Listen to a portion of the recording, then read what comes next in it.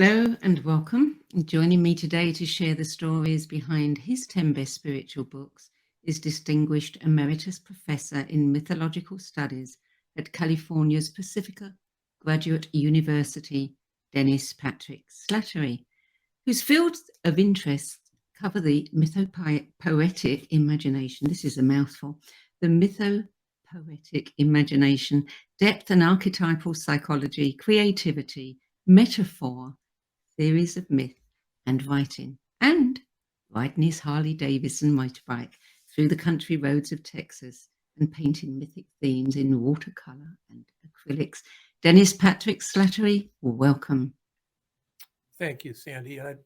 It's just a real honor and a joy to be here with you today, and thank God for Zoom that makes the world smaller when we want to connect. So thank you. Well, it certainly helped a lot of people connect over the last few years when they really needed that opportunity. Yeah. And it's good to have you, Dennis. And I think that when, by the time we're finished, our viewers will be glad you were with us too, because yours is one of the most interesting stories I've heard in a long time. So let's just start by saying that as the author, co-author, editor, or co-editor of 32 volumes, 7 of which are poetry and 1 of which is a novel, and a presenter of international writing retreats and workshops on exploring one's personal myth through the works of Joseph Campbell and C.G. Jung's Red Book. I guess we shouldn't be surprised to hear that your library encompasses over 6,500 books, some of which you describe as your best friends. So how did you cope with having to choose only 10? This was a painful ordeal. It was exciting, but it was painful because I'll confess something here. I made up a list and then I lost it. I put it in a folder somewhere and it just got away from me. And sometimes my memory just will not retrieve it. So I made up another list. And that's the one I sent you. Then, looking for another folder in my study, I found the original list. And there were several that were different. And I thought then, maybe Sandie will accept a revision. And then I said, no, I'm going to stay with these 10. But Sandie, when we finish today, if I turned with my tablet and said, okay, what are the 10 best books for you today? They would be different. Not all, but some, because there's this echo chamber of other titles that said, why don't you choose me? You know I had a big effect on you, and they're absolutely right. But 10 is 10, and so here we are.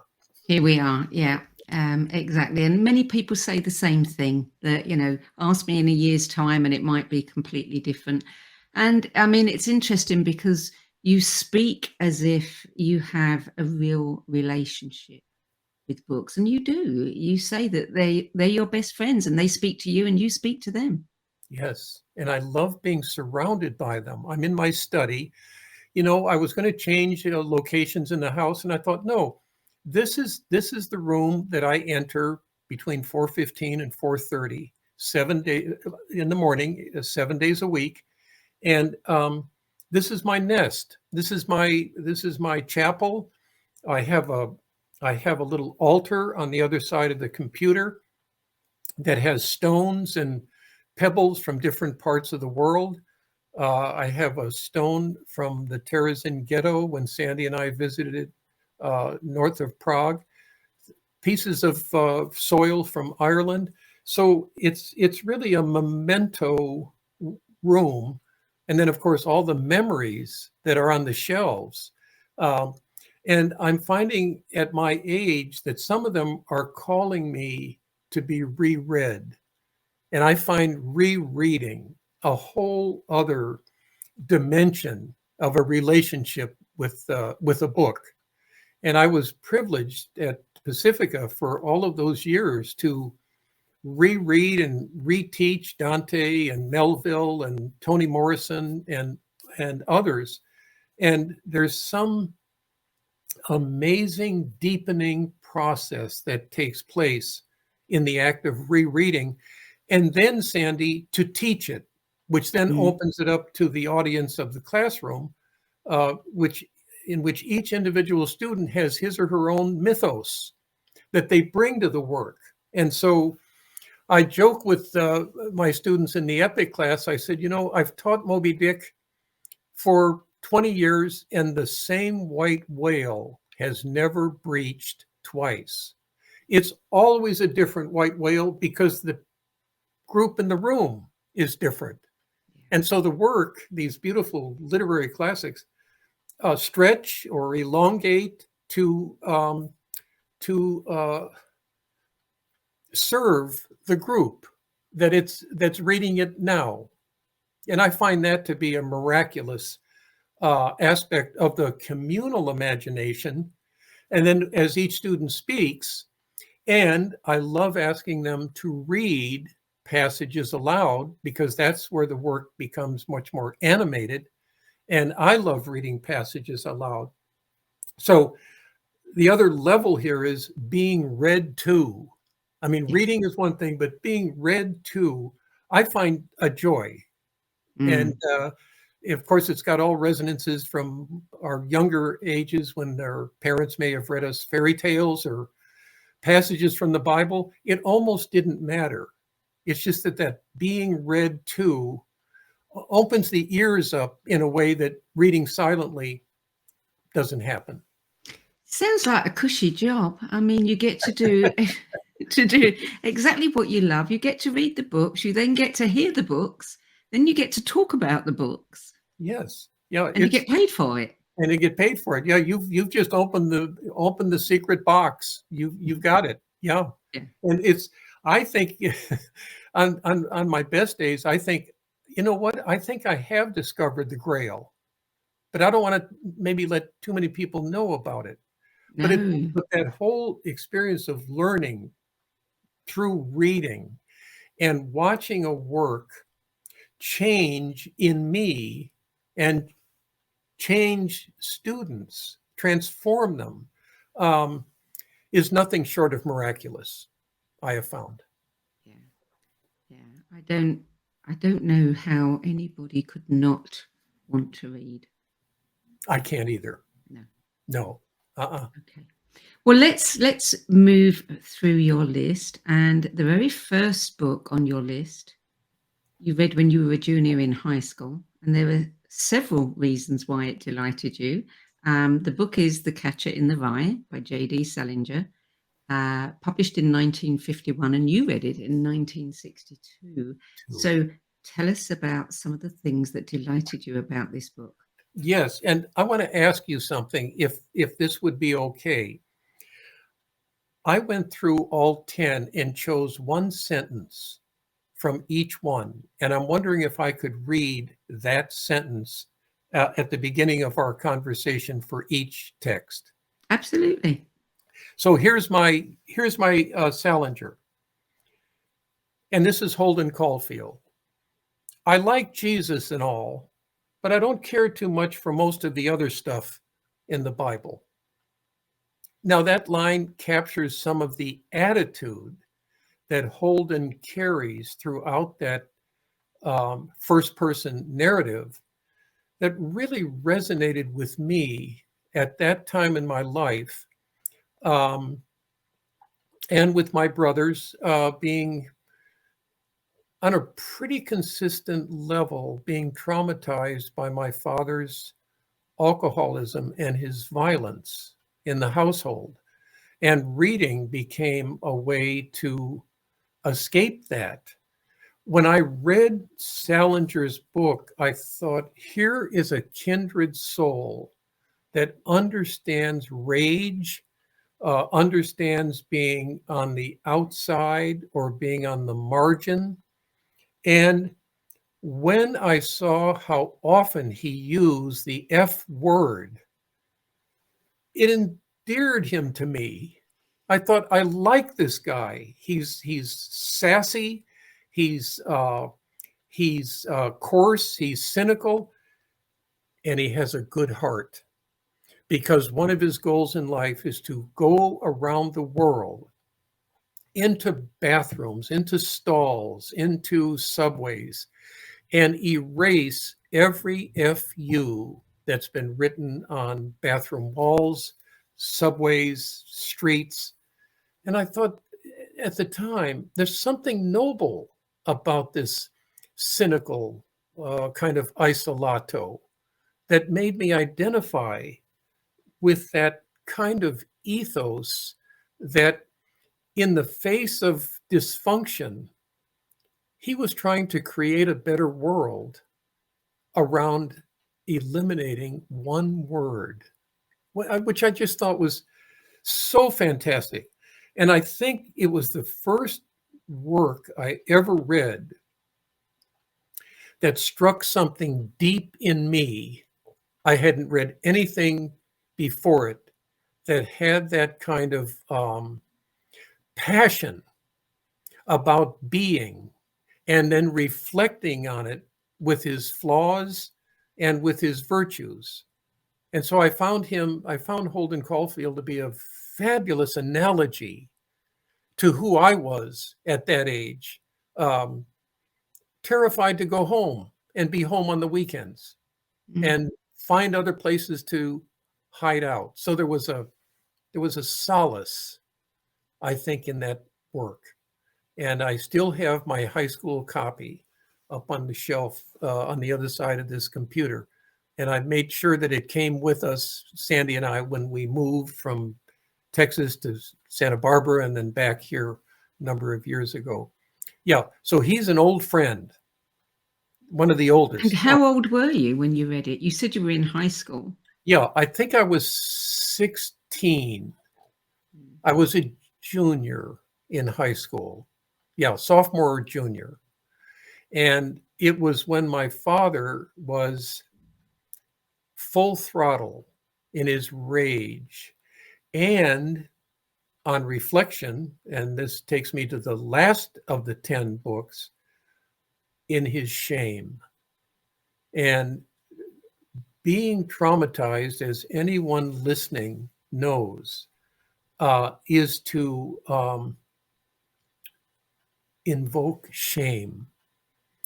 Holden Caulfield helped me on an unconscious level because I couldn't articulate it. I didn't have the psychological wherewithal, but I knew he was healing something in me that I've learned to appreciate over the decades.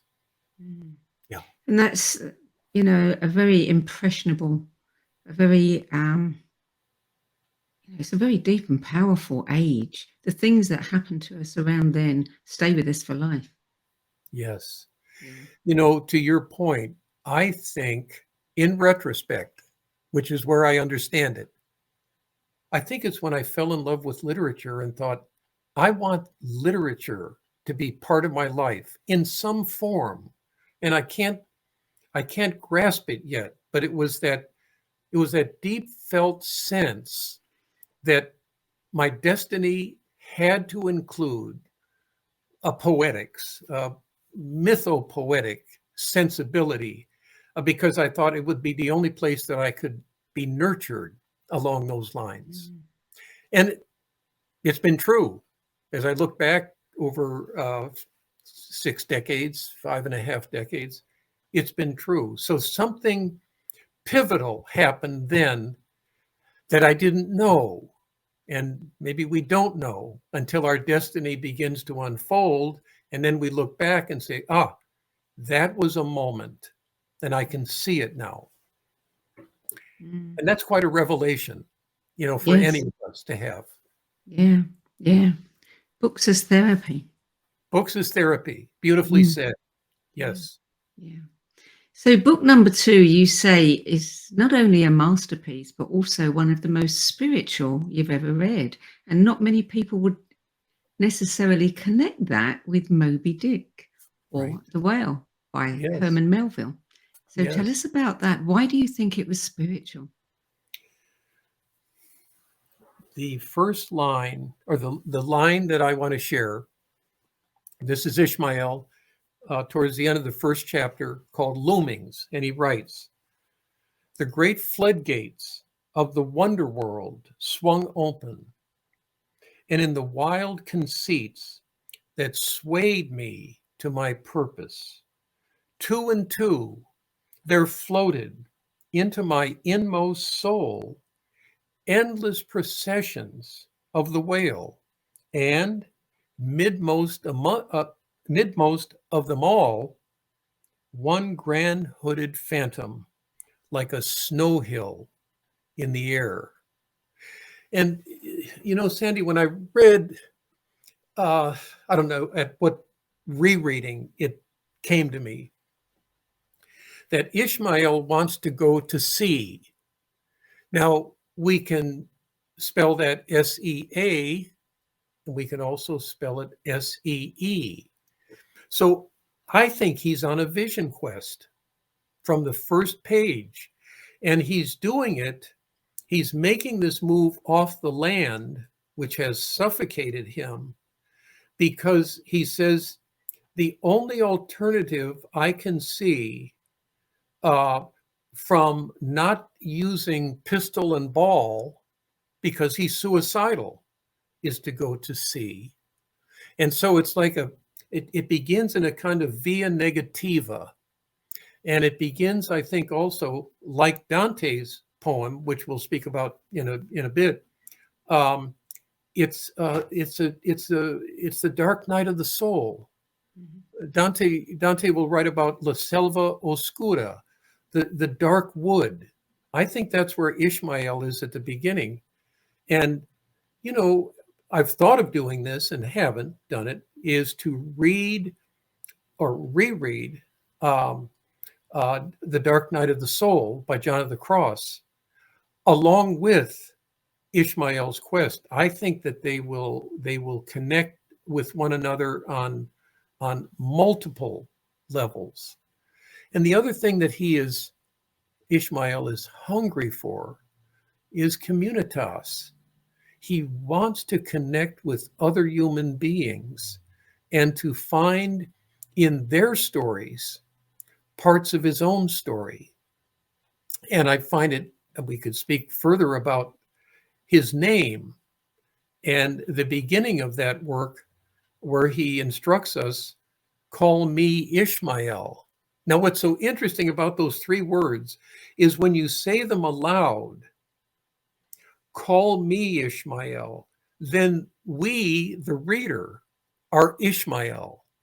I think it's one of the most brilliant beginnings of a literary work we've ever seen, because we're asked to participate with our own narrative right from the get-go. And to do that for the next 560 some pages and 135 chapters. Now, that work came along after a friend and I had grown, like Ishmael, discontented with our successes, with our comfortable lives. We were both studying at a community college in downtown Cleveland, the first community college in the state of Ohio. And we shipped on board a German freighter out of the Cleveland docks. And we hired on as mess hands. We cleaned the bathrooms. We served the German merchant marine men who were satisfying their military service on the merchant marine ship. And we spent 21 days from the time we left Cleveland Harbor to a docking at Bremerhaven port in Germany. And then we hitchhiked through countries to Ireland and spent time with my friend Denny's relatives. And then we had to come home because the draft was after him more than me, but I knew my time was up. This is 1966. Yeah. When I came home, and I sat aft on the ship each evening and wrote in a journal. And it's the first time I've kept a journal. I was 20 at the time. And when I came home, I typed that journal up to about 90, 95 pages.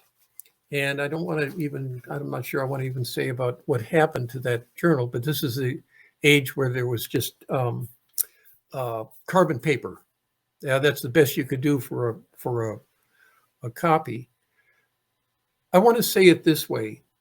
I knew that I had had a transformative experience, but it had no shape and it had no form. So I began reading other classics of sea stories, Richard Henry Dana's 2 Years Before the Mast, Huck Finn, any work that would put me back on the water.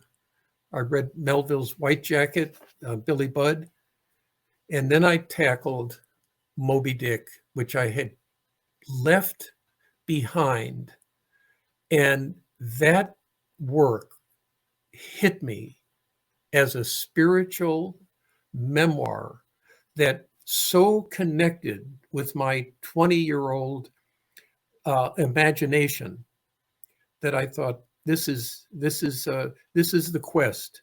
I didn't have that language either until I started reading Joseph Campbell and more mythology and learning about the Grail quest. And so what I'm putting together here as I speak is the power of analogy to shape one's own narrative by means of a narrative that one has stepped into and looked around and say, well, let's see if we can put the particulars of this this plot together. And it kept resonating. And I know you've heard this word from many of us who have been on the show, how Echo, that wonderful figure in Greek mythology, kind of gives us back to ourselves when we reflect and we listen and we hear shards of our own narrative slipping through the cracks of the story that we're reading. And Moby Dick did that for me as one of the top 4 or 5 literary works that I've carried with me, and I've even written a book about it and articles on it. And this is the other thing I want to just mention, on not as an aside, but when these works really get under one's skin, I think that there is an impulse to write about it. And so when I read these works, I can't read them and underline them. I read and then write, maybe passages turns into something else. When I'm through with it, I mean, I have so many folders on Moby Dick, it's almost embarrassing, because each time I go through it, something else opens, which is a testimony, I think, Sandie, to the organic quality of these literary classics. They stretch and they do what is needed to be done to accommodate where the reader is at that point in his or her development. And so, and just the last point here, I'm still astonished that Melville was only 32 when he published that work. It's at 32, he was a wise sage.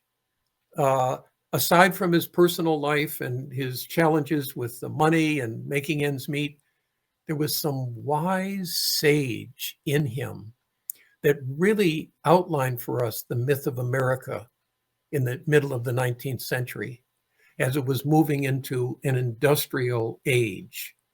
And, so every time I reread it, I'm completely astonished again at its depth.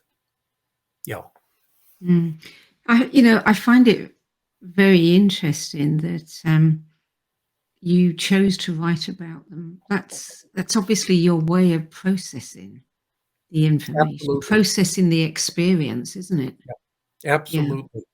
When I write, when I'm reading in the morning meditatively, maybe the poetry of Rumi or another work, I have to have pen, and I am obsessed with these yellow pads with the margin.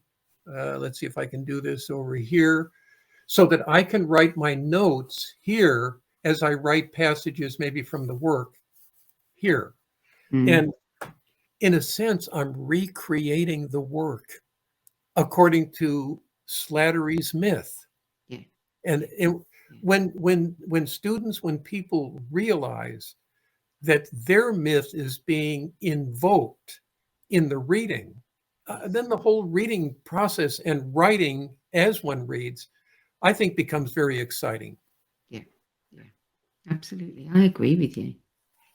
So book number 3, and you say that this is the book that changed your life trajectory, Crime and Punishment, Fyodor Dostoyevsky, published in 1866, and I think you read it in 1966. Century later. A century later. Yes. The Irishman met the Russian. Yeah, that's right. Well, I had just transferred down to Kent State as a junior after 2 years of school in Cleveland, one at Cleveland State University, and prior to that, Cuyahoga Community College, from where my friend and I shipped out on the German freighter.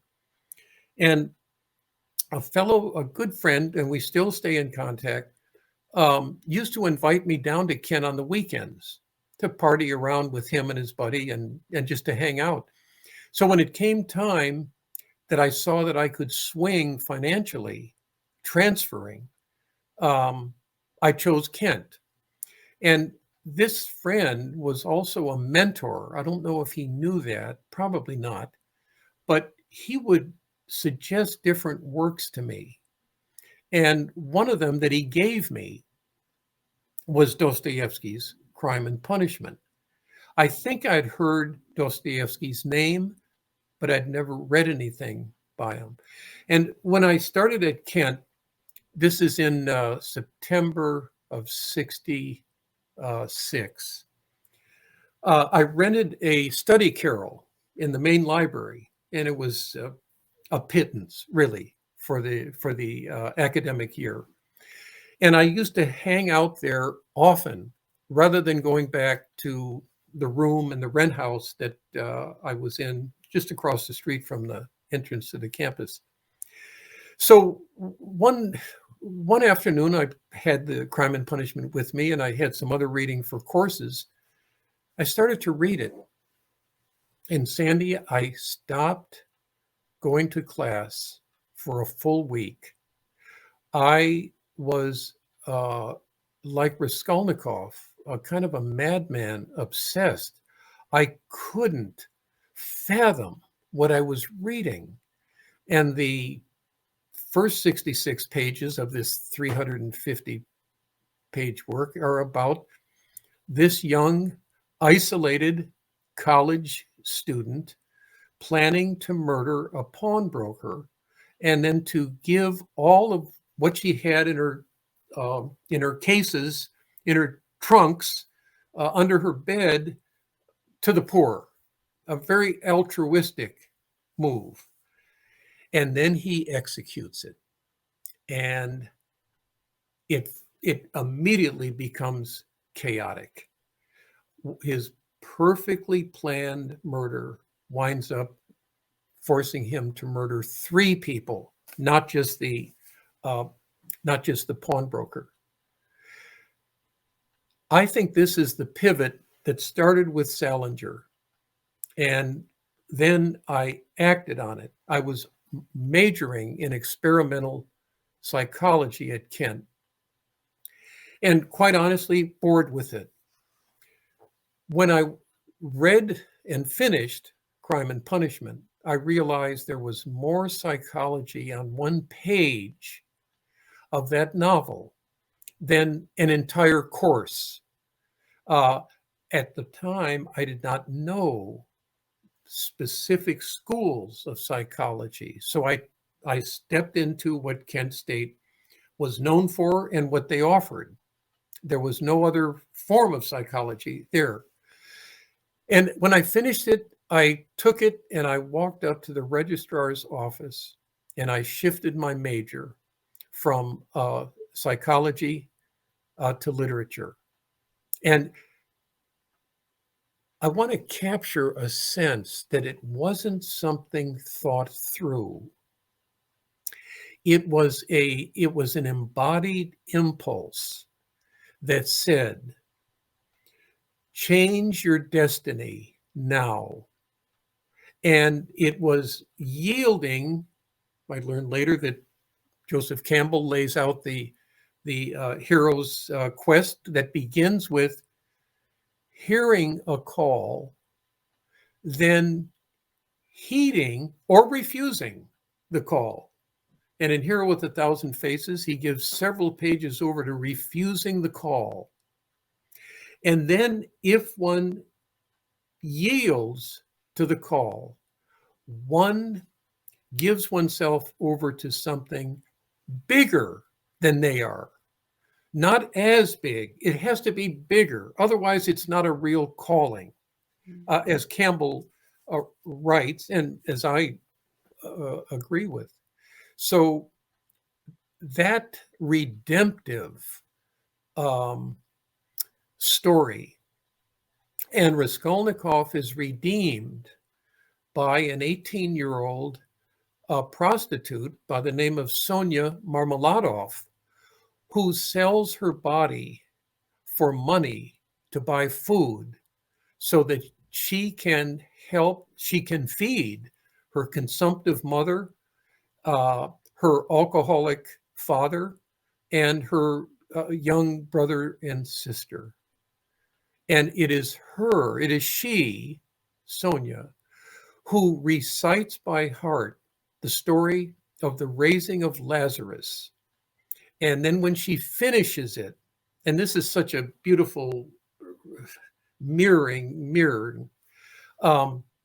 he recognizes he has to turn himself in if he's going to be resurrected as a human being.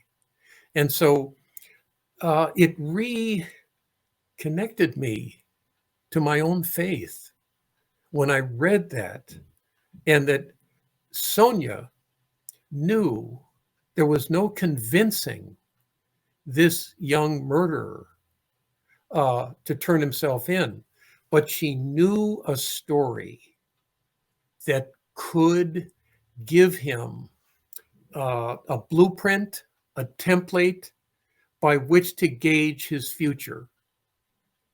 And then when he confesses and he's put into prison, I'm not sure for how long, but not for a life sentence, she visits him all the time. And the novel ends with the idea that they will probably marry when he gets out. So that powerful story, again, of sinking into the abyss of an obsession based on wrong thinking. He has a kind of Napoleon complex about him. But when he steps in the sticky blood of Elyona Filipovna, who he murders, that sticky blood pulls him down to the reality that he has just created. And from then on, it's fear that motivates him. And he never does gather the stuff and distribute it. It's when the ideal fabricated meets the reality of flesh and blood that it collapses around him. So that dramatic power, and Dostoyevsky, I think, is one of the most psychological of writers of any culture that we've had. And there, of course, there are many others. And Sandie, many years later, I wound up writing my dissertation, not on Crime and Punishment, but on the novel that he wrote subsequently to that, entitled The Idiot. And so my first book is a book on a book of Dostoyevsky. Yeah. It's so interesting to watch how our lives keep meshing with other parts of our lives. And, paying attention to that is really an adventure. Yeah, indeed. Indeed. Book number 4, Memories, Dreams, Reflections by C.G. Jung. And Published in 1961. Yeah, I didn't mean to cut you off. Sorry. And here's my line. But dreams like this, Jung writes, and my actual experiences of the unconscious taught me that such contents are not dead, outmoded forms, but belong to our living being. And this was a book.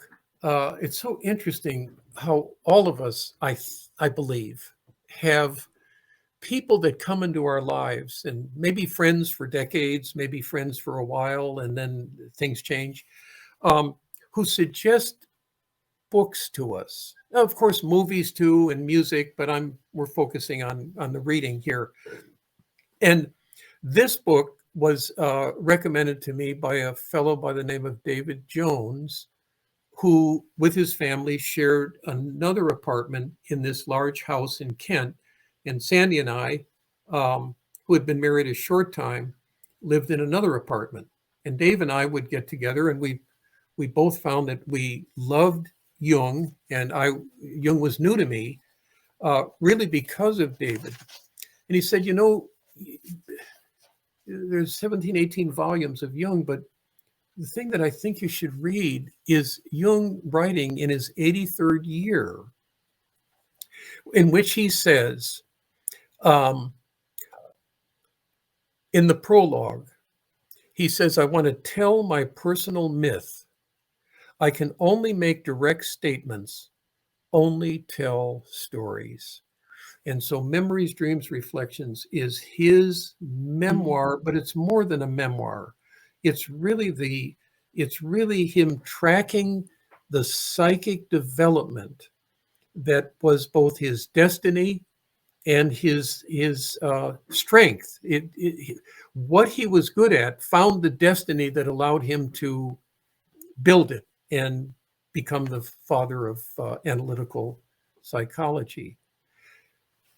When I read it, and I've reread it twice since the first reading, I noticed how psychology and a kind of poetic way of speaking about one's life are not separate categories, but they're of a piece.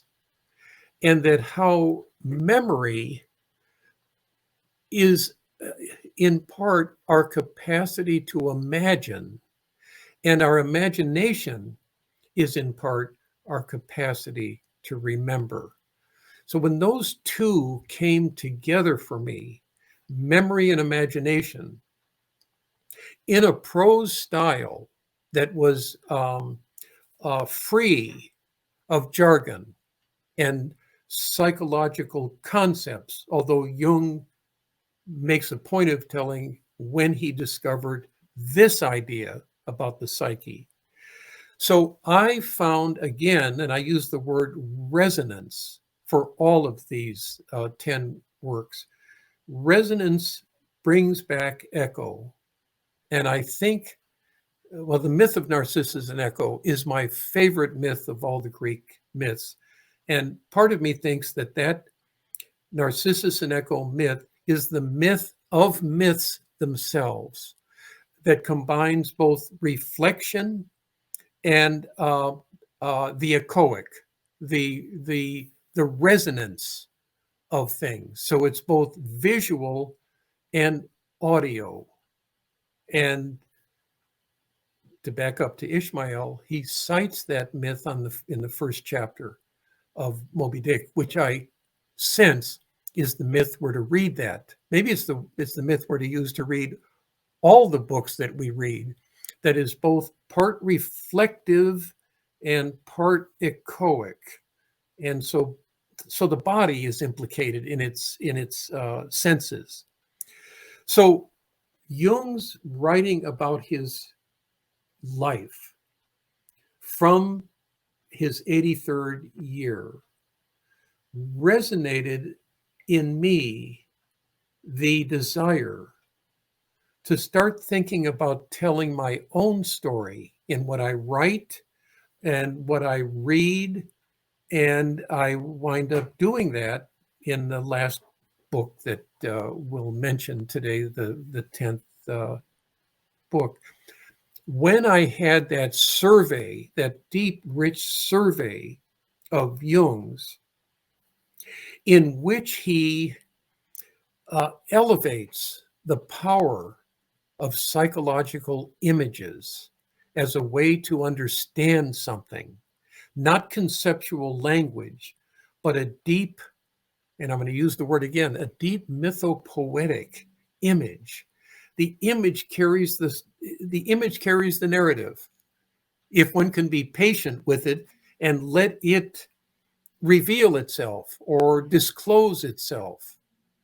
So Jung's Memories, Dreams, Reflection was a magnificent disclosure of who he was, and it, I felt, was the preface to my reading for the next decades, as much of the collected works as possible. And it's the work that I would recommend to anybody who doesn't know Jung but wants to enter his world. You start with his memoir. You know, I really do believe that we all, when we reach a certain age, should write our own memoir. Not just because I think it's a fabulous thing to leave to your children and grandchildren, because they don't know who you are. They only know their experience of you. And Yes. I think it would be so helpful to them. But also, it's a wonderful opportunity to make sense of everything. You're touching on something that is so important to me, and I know to others listening, viewing, is writing itself is an organizing principle, or carries an organizing principle within it. And that's why I think all writing is in some dimension mythic.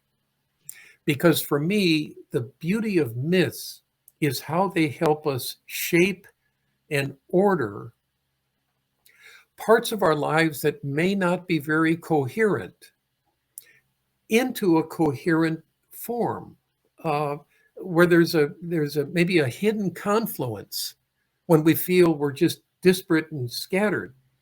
So the reading with the writing, leading to what you just said, I think people who write their memoirs come to an understanding of who they are in a way they did not know, or they knew partially before the writing. Yeah, absolutely.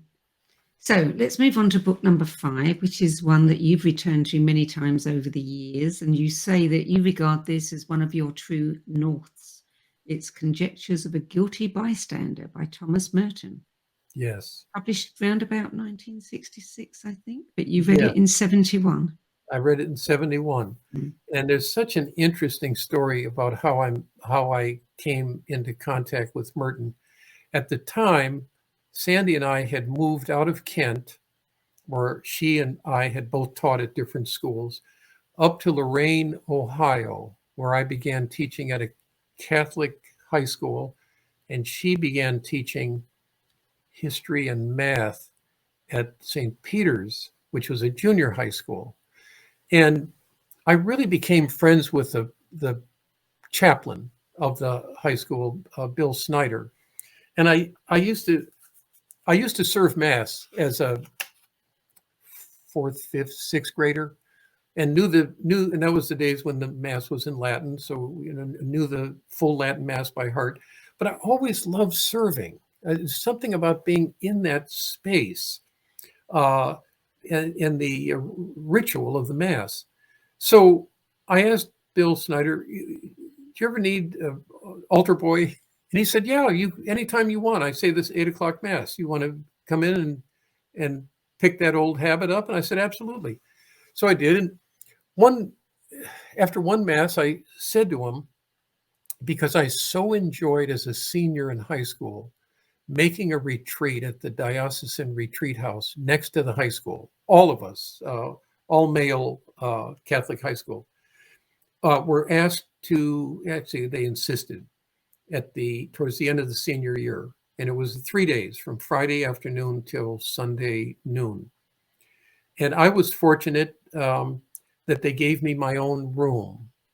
And I love that monastic sense of things and having my own space. This was new because we lived in a small house and it was, we were doubled up.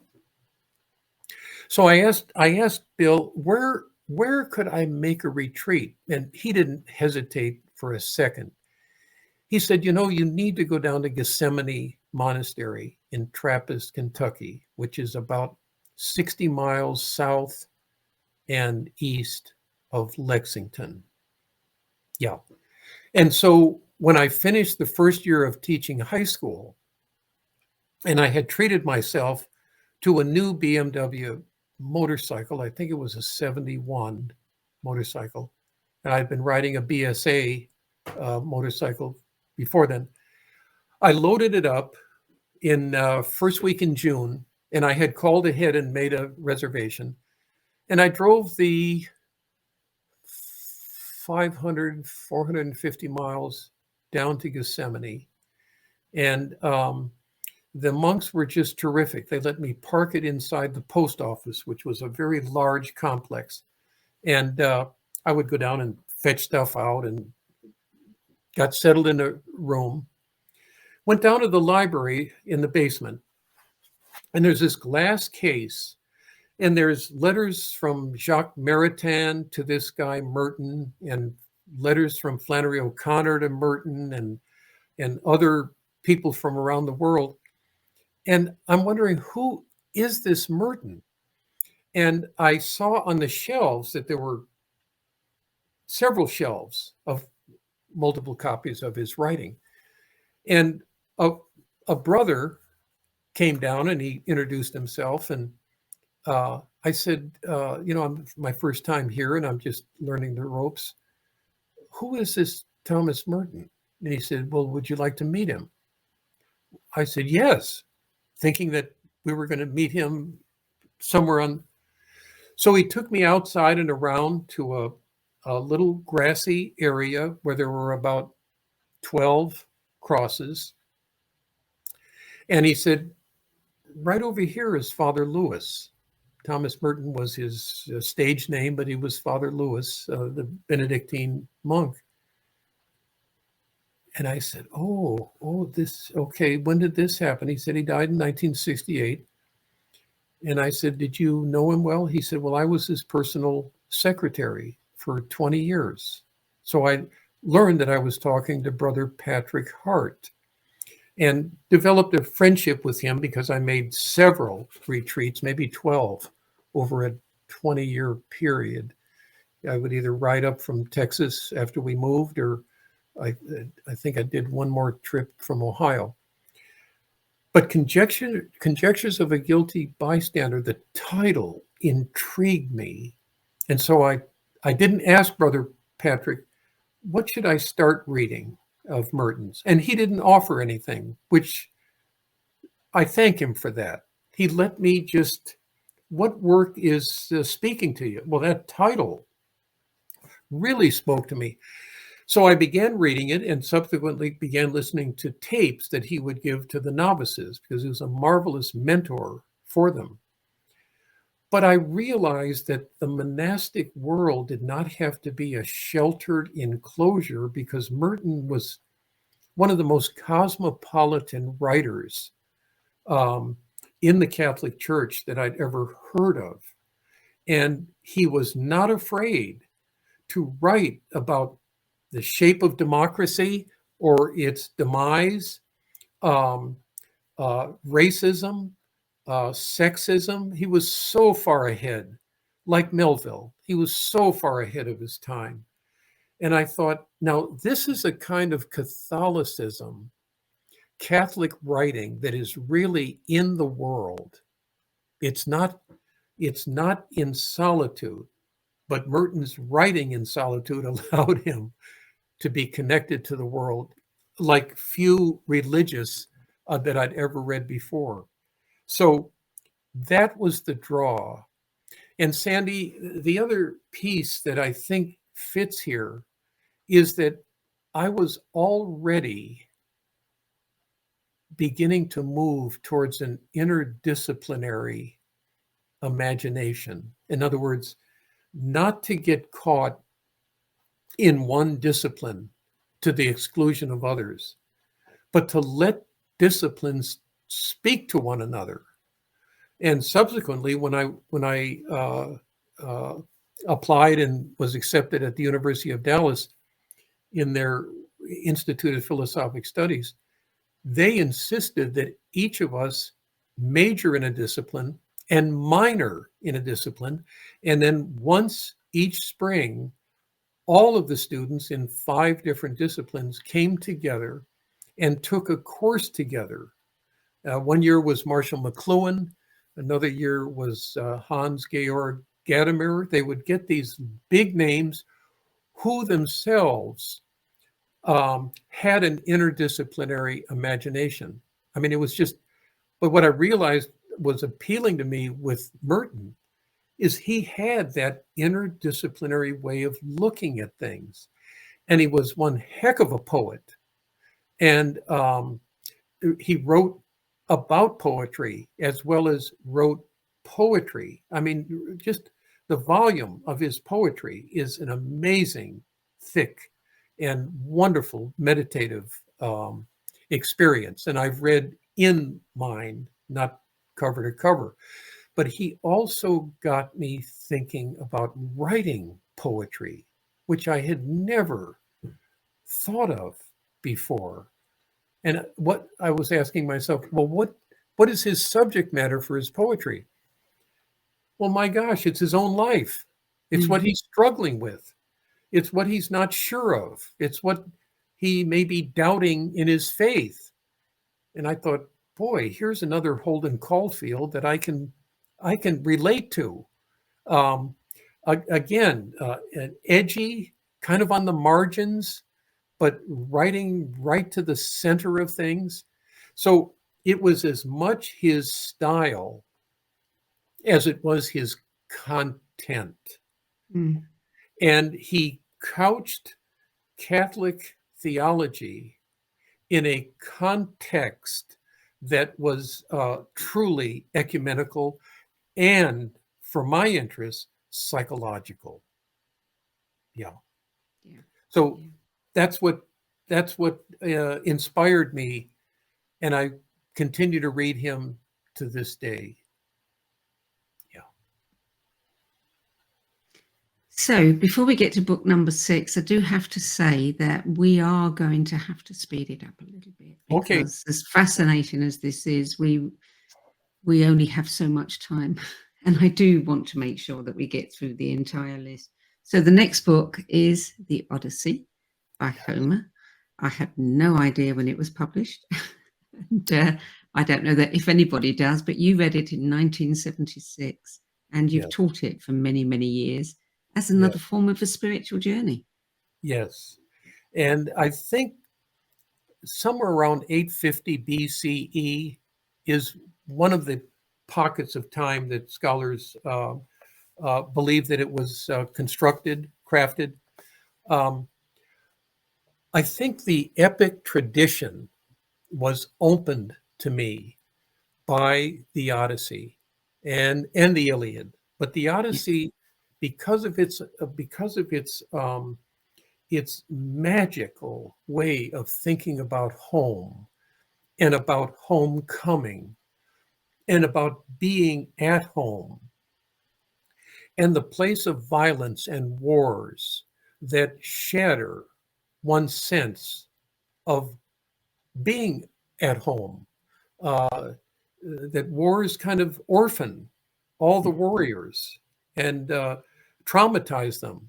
So that whole sense of being at a place where one can feel safe is just yanked out from under them. So I think that was the biggest appeal. And I love James Hillman, the psychologist, saying, it's fine to have the Gideon Bible in hotels and motels across the world, across the country, but why don't we have a copy of Homer's Odyssey at the same time in the same drawer, because most people traveling in hotels and motels are on their way away from home, or maybe starting to head back home.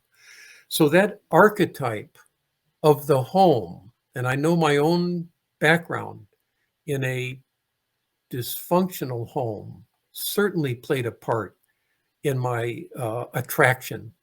The Odyssey was like a magnet to me, and it showed us where the masculine and the feminine in cooperation can create a world that is so much more full than either could do on their own. Yeah. Yeah. Something that I think people are just beginning to remember. Yes. Yeah. Yes.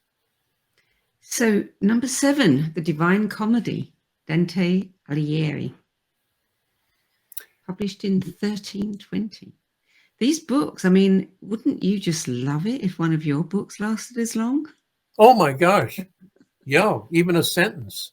I'd be happy with it. Exactly. And here's my Dante. I know I've skipped some of these, but I'm also now much more conscious of our time. Dante writes this in Purgatorio. For when your longings center on things such that sharing them apportions less to each, then envy stirs the bellows of your sighs.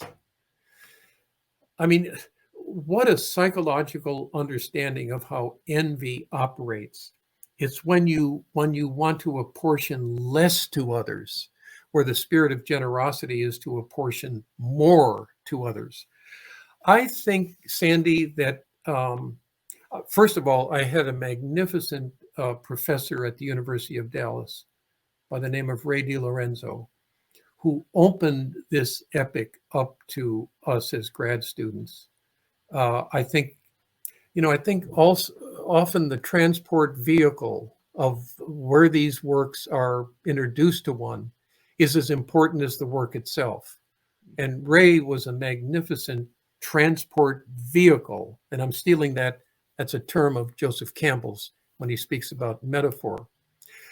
I love the idea of a soul remembering when he was lost in a dark wood and completely despondent with no direction in his life. And this is a deep archetype that runs through world literature on so many levels.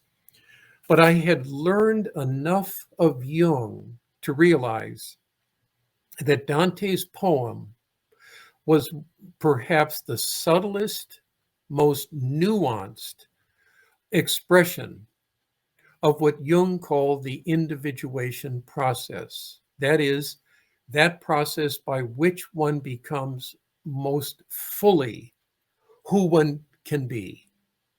And so reading Dante through that mythic lens of Jung's individuation process showed me that we can be lost in a dark wood as the place of awakening, becoming conscious, maybe for the first time. I think people are lost in the dark wood when they're 26 and when they're 74. The chronology is not as important as the psychology of feeling lost in the world without a direction. The other thing it taught me, and Homer did as well, is, and Dostoyevsky, how important paying attention to when a mentor or a guide suddenly appears in the terrain of your life, and to be willing and open and porous enough to listen, that maybe somebody is being given as a gift to you in order to move you at least in the right direction. And of course, Dante has several guides like that.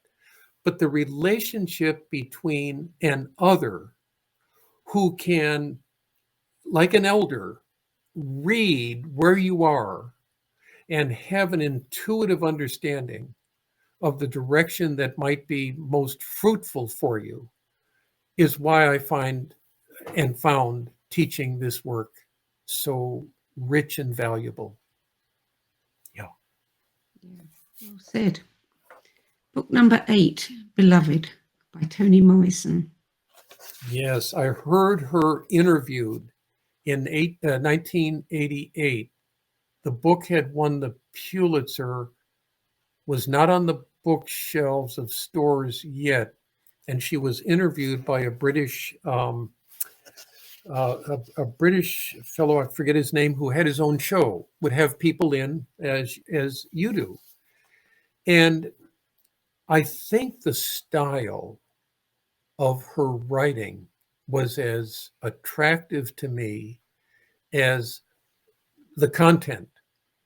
And as I read it and taught it and reread it and retaught it, I thought this is the most powerful expression and exploration of shame that I ever read. And the figure of baby Suggs Holy, who is the crone who holds the people together when they are feeling enslaved by their own enslavement in the way they think about themselves. And when she gathers them at one point in the novel and boosts their sense of integrity. And here's what she said. This is my one sentence. She told them that the only grace they could have was the grace they could imagine. Well, when I read that line for the first time, I thought this is a magnificent study of the imagination itself and the way that we self-image ourselves into a corner and into incarceration, or how we can imagine ourselves into a sense of liberation. And so the mindfulness that baby Suggs carried as an elder for the people was their path to self-integrity.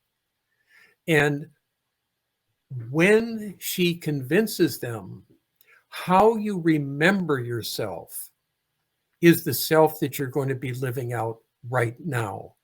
So that whole trajectory, once again, of memory and imagination, playing themselves off into creating a new reality was just terribly exciting for me. And there was a part of me that thought, well, you're a white male teaching this work. And then I really had to let that notion go, realizing this is a novel for everybody who has felt in any way brutalized, traumatized, dismembered, or fractured. It goes beyond race, but race is the touchstone. And when she was researching it and came on Margaret Garner, who did historically try to murder her children so as to spare them from a life of slavery, she stopped the research because, as she has written, any more information about this historical figure would cause me not to be able to write this novel. So it opened up a really interesting tension between how much do you research something before killing it off, and how much do you not research it so the imagination has free play. It can move around. It's supple, if you will. Yeah. So those are just a couple of the ideas that and the feelings, and her playing with style, writing style was just, I've never read anything like it. And for me, it's her Moby Dick. It's where everything gathered. And I've read her works prior to Beloved and after, but this is the mothership for, I think, for her imagination. Yeah. Book number 9, No Time to Lose, A Timely Guide to the Way of the Bodhisattva by Pema. Yes.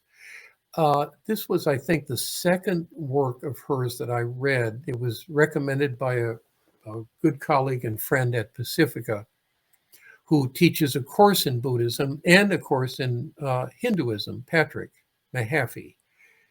He said, take this up because Pema Chodron, is working off of stanzas of a large spiritual epic from the 8th century by a Bodhisattva, Shantideva. And he said, I think you would enjoy. Here she is as an American-born Buddhist who created the first Buddhist monastery, I think in Nova Scotia, for Westerners. And what a marvelous and original creation she performed. So it's a thick book. And I read Shantideva's poem first. Then I went back and picked up this. And again, Sandie, it's that constant compass of mine that keeps coming back to where psychology, mythology, poetry constellate, they're speaking to one another. And so this was a marvelous way to read what I found to be a difficult spiritual epic, because so compressed.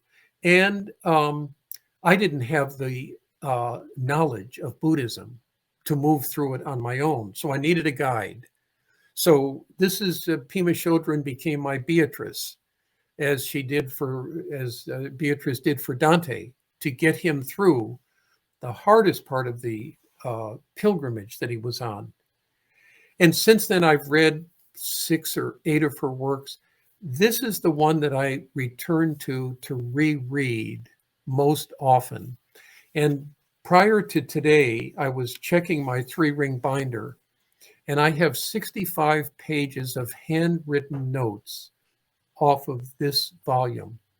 And so that's what I read in the morning, but I have the work next to me so that I can go back to a passage. And yeah, I think I gauge the influence of a work on me by how many pages of handwritten that I've accumulated.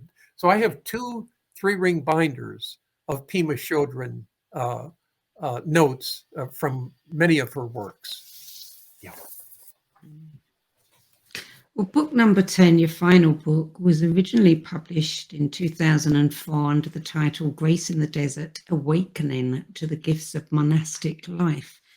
And it was revised when the rights reverted back to its author and published under the title A Pilgrimage Beyond Belief, Spiritual Journeys Through Christian and Buddhist Monasteries of the American West. That author was you. Yes. Why is this book on your list? Yeah, it's a good question too, because this one gave me trouble. Here's a sentence from it. The one authentic desire I felt and believed in was to explore this spiritual life by retreating from as many distractions and comfortable impediments as possible in order to see what arises within a cauldron of scarcity, because that's what I was living in, a cauldron of scarcity, simplicity, and as well as I could cultivate it, serenity. The major revelation, and I did not make this 3.5-month pilgrimage, which was my first sabbatical ever in academe, given to me by Pacifica. I better not go there, take me off. This pilgrimage came about because I was looking for a book on Ireland, because Sandie and I were going to tour Ireland. And when I pulled the book on Ireland off the bookstore shelf, a book on monasteries and retreat centers stuck to it and landed on my foot. And I said to Sandie, I think I'm going to make another pilgrimage and we'll do Ireland next. And she was completely in agreement. What this turned out to be was that my father, who had been dead for 4 years, appeared to me at the second monastery in Napa Valley and was a presence. And he began to speak to me about his alcoholism.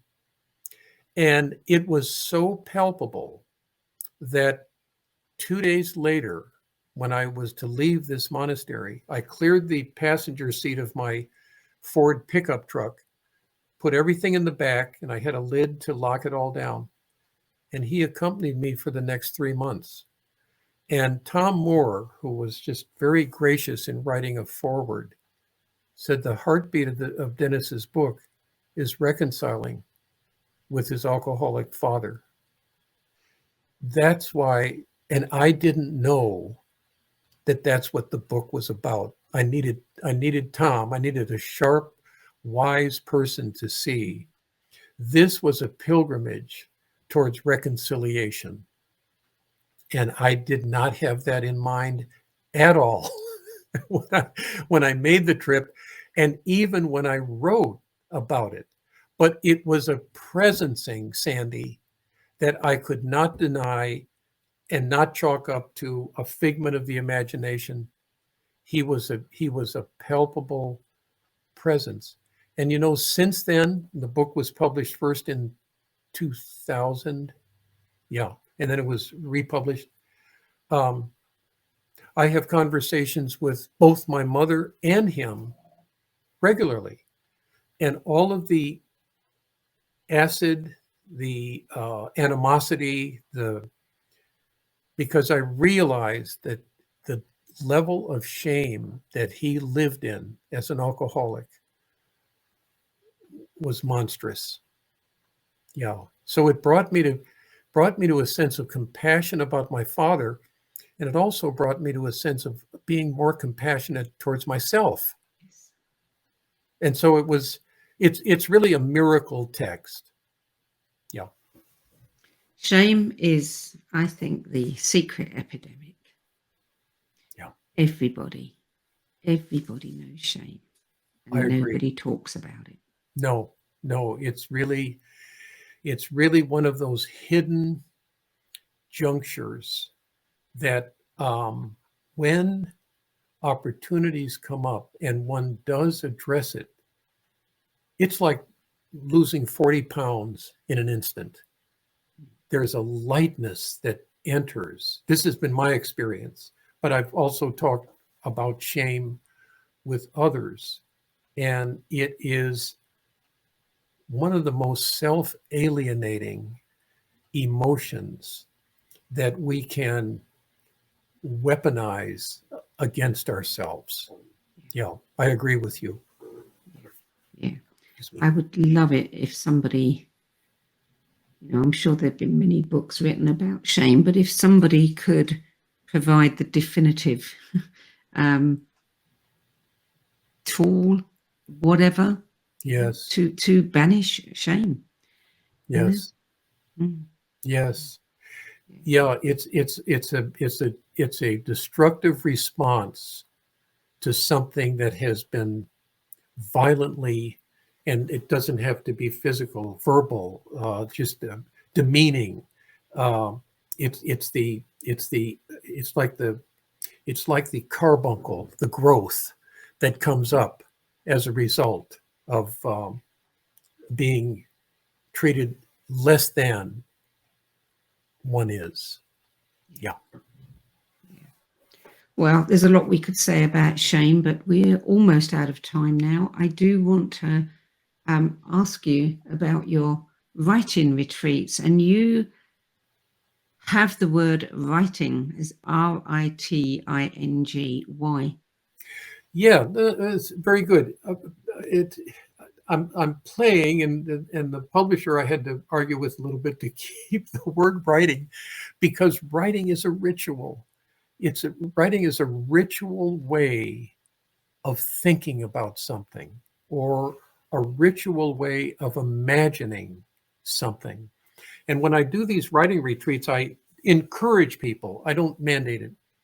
Please write cursively. Just leave the laptop closed and see what a difference it is to drag a pen across paper, because the body gets more activated, I think, in cursive writing than in simply hitting the keys. And of course, and I don't know enough about handwriting analysis, but our character, our personhood is in the cursive handwriting. It's like a fingerprint, and it also slows things down. And I think it performs a kind of meditative role when participants are encouraged to write on this topic for 15 minutes, and to disabuse them that it's not about quantity and bulk. It's about the quality of it. And I even encourage them, don't start writing right away. Give it a minute, just settle in, and then just take the pen and bring your favorite journal. And it's amazing how many people keep journals, and it's never an issue, or it never comes up in conversation. But I think people, and I encourage those who don't keep a journal, try it for a week. Do 3 days out of 7, and write about anything that the memory brings up for you, or something taking place right now. Because as we were saying earlier, writing as ritual organizes and allows one to think more deeply than if the thoughts are just roiling around in the head and aren't fixed. Toni Morrison said at the when she spoke about the creation of Beloved, she said, there are certain topics that only artists can write about, because they engage in this is her language, in a fixing ceremony, that you fix it. Well, and I respect everything that she says about the creative process, but I think that she's onto something there about how writing is a ritual that fixes something, so it can be not imprisoned, but meditated upon. And you come back to it, and then maybe you add to it. I think it's part of why the 10th book is my own, because I return to it and read passages. And when I wrote it, I was in a very different space and time. So there's a quality of it being mine, but there's also another voice that's not mine. And that's part of the miracle, I think, of writing. Some other voice comes in. Yeah, it's miraculous for me. Yes, it is. Every writer says there are those moments where they come out of that trance and they read what they've written and said, who wrote that? Who wrote that? Yes. Who wrote that? Yeah, beautiful. I'm glad that that's a refrain that you see in other guests that you have. Yeah. Dennis, it's very clear. I mean, we've done many, many, many of these shows, and every single one of them is a delight and different. I don't think I've ever come across somebody who, I want to say, eats. I don't know why I want to say eats, but the way, your love of words, your love of writing, your love of poetry, your love of the imagination. I mean, clearly, this is what you do for a living, but it's so palpable. It's so distinctive. I don't think I've ever met anybody who seems to take such incredible joy. It's like eating a gourmet meal. That's how the feeling I get, when you find a book that you really love and resonate with. It's almost like you taking it into yourself. That means a lot. Sandie. Thank you for that. Yeah. Thank you for witnessing me in that way. Yeah. And thank you for sharing that with us, because it is a wonderful thing to witness.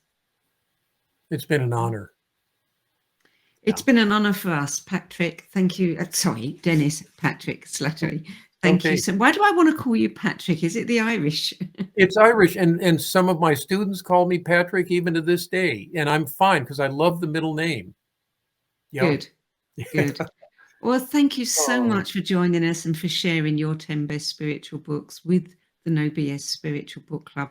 I'm sure anybody who goes to the website, reads your list, reads your incredible descriptions, which, you know, go into greater depth, I think, than we have been able to do here. Or anybody who watches this in the future will gain so much from them. Thank you. And different books, very powerful. Yeah.